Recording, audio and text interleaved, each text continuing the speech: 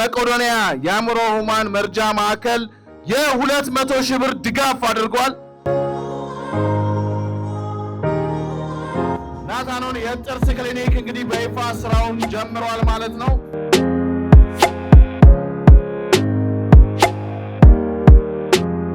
ተርሊና በድጋሚ እንኳን ደስ አለሽ፣ እንኳን ለዚህ አበቃሽ።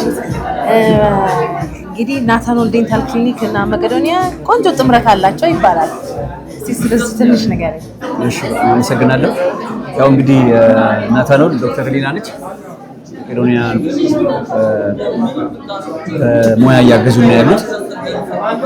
መቄዶንያ ያው የአረጋውያን ተቋም ነው፣ አእምሮ ማንም ቢኖርበትም በእድሜ ደግሞ አንድ ሰው እድሜ እየጨመረ ሲመጣ ጥርሱ ያው ችግር ውስጥ ስለሚገባ ትልቁ ችግራችን ያነበር ነውና ዛሬ ብዙ ሰዎች መቄዶንያ ሰርቪስ አግኝተዋል።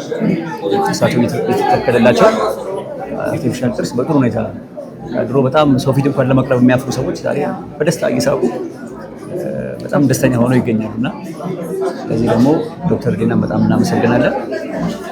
በየጊዜው እየመጣች እንግዲህ ሰርቪስ ታደርግልናለች። የአረጋውያን ምርቃት እንግዲህ እንደሚጠቅማት